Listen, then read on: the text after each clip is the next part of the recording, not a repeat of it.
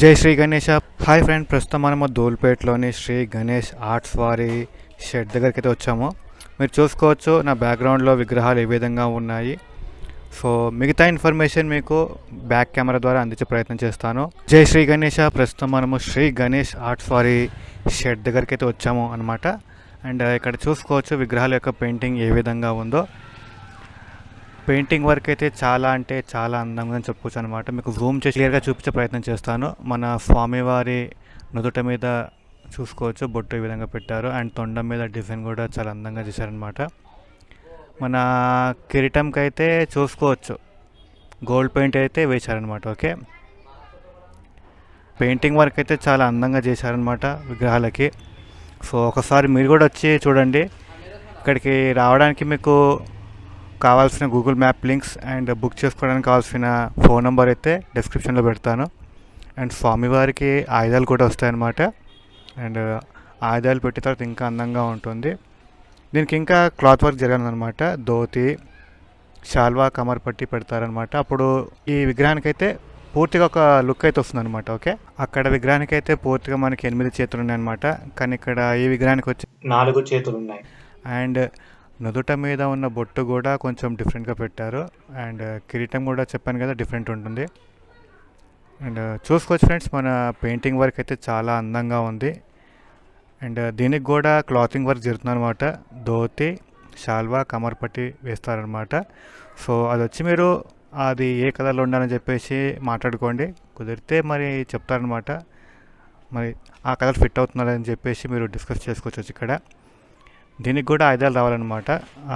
ఆయుధాలు మరియు clothing work అయిన తర్వాత ఇంకా బాగుంటుంది. అండ్ ఇది వచ్చేసి గ్లాసీ ఫినిష్ అనమాట, మెరుస్తుందన్నమాట మన విగ్రహం. అండ్ దీనికి కూడా నుదుట మీద ఉండే బొట్టుని త్రిశూలం ఆకారంలో పెట్టారనమాట. ఎంత జూమ్ చేసినా మనకి గ్లాసీ ఫినిష్ అయితే చాలా అట్రాక్షన్ అయితే ఉందన్నమాట. అండ్ కిరీటం కూడా చూసుకోవచ్చు పెయింటింగ్ గోల్డ్ కలర్లో వేశారు. అండ్ బ్యాక్ డ్రాప్ కూడా వస్తుంది అనమాట విగ్రహానికి. ఈ విగ్రహానికే కాదు, మన ఇందాక చూపించిన మిగతా 2 విగ్రహాలకు కూడా మనకి బ్యాక్ డ్రాప్ అయితే వస్తుంది అనమాట.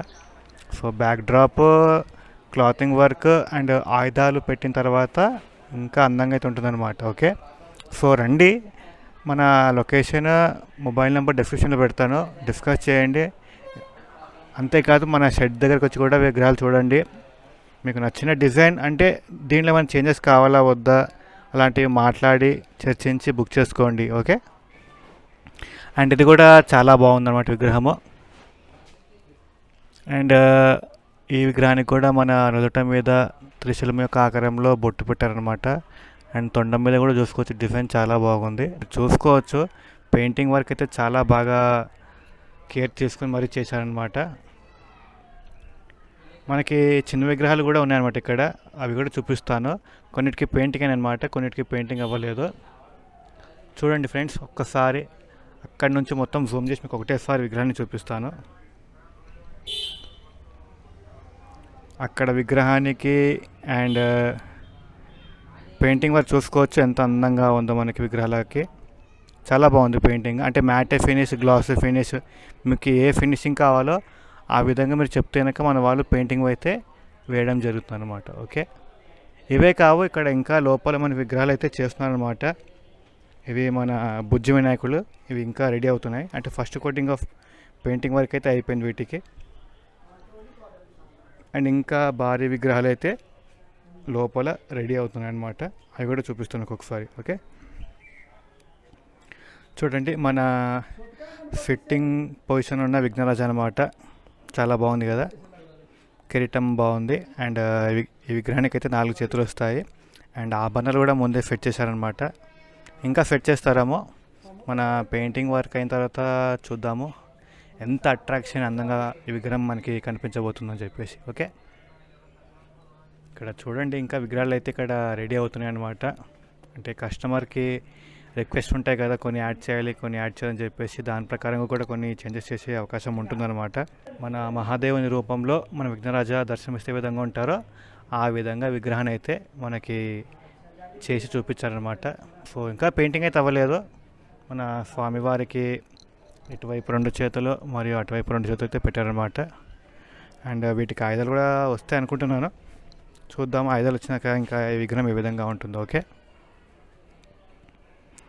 అదే విధంగా లోపల ఇంకా విగ్రహాలు అయితే చేస్తూనే ఉన్నారు. సిట్టింగ్ పొజిషన్లో ఉన్న విఘ్నరాజు అనమాట. ఇక్కడ అన్నీ చాలా వరకు సిట్టింగ్ పొజిషన్ ఉన్న విఘ్నరాజాలే తయారు చేస్తున్నారు. మరి స్టాండింగ్ పొజిషన్ ఉన్న విగ్రహాలు లేవా అంటే అవి కూడా ఉన్నాయి. అది ఎంట్రన్స్ ఉన్నాయన్నమాట. అటు చూడొచ్చు మన ఫిట్టింగ్ పొజిషన్ ఉన్న ఇంకో విగ్రహం అయితే ఉందన్నమాట.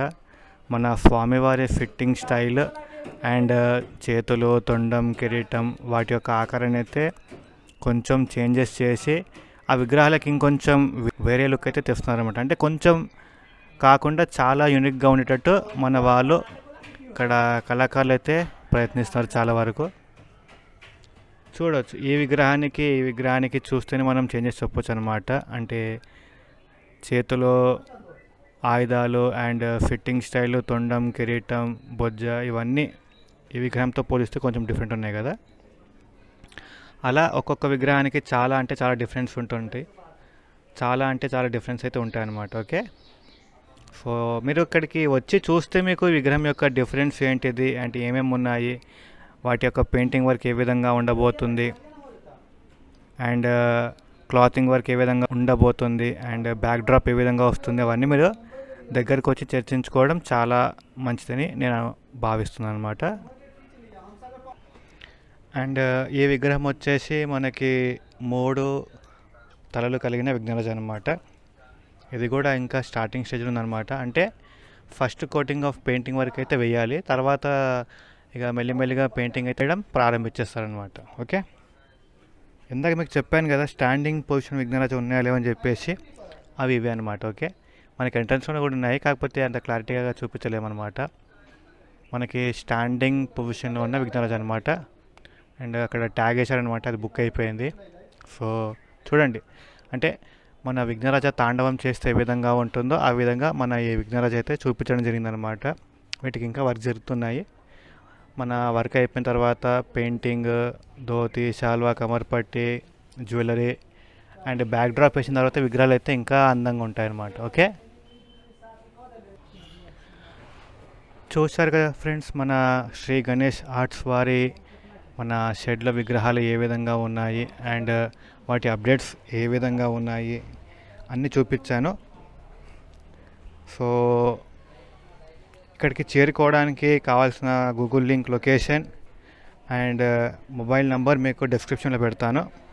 సో వచ్చి ఒకసారి చూడండి. మీకు ఏమైనా రిక్వెస్ట్ ఉంటే చెప్పండి, మన వాళ్ళు మాట్లాడతారు, తర్వాత మీరు బుక్ చేసుకోవడం జరుగుతుంది అనమాట. ఓకే,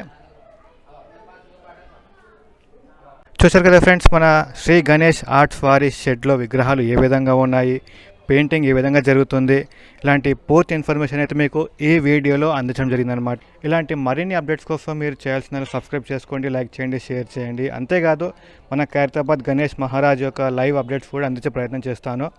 సో మొన్నటి వరకు అయితే వర్షాలు పడ్డాయి కాబట్టి కుదరలేకపోయింది అనమాట. సో ఇప్పటి నుంచి మన ఖైరతాబాద్ గణేష్ మహారాజ్ అప్డేట్స్ కూడా మీకు అందించే ప్రయత్నం అయితే చేస్తాను అనమాట.